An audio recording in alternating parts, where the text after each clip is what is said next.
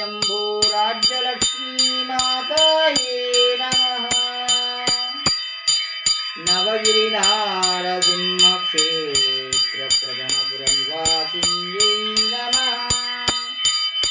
हिरण्यभात्रं मदो पूर्णं ददाति मधव्योऽसानीति एकदा ब्राह्मणमुपहारति। राज्यलक्ष्मी माताये नमः।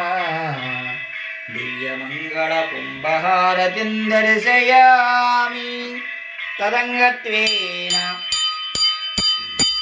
एकहारतिं प्रारम्भः।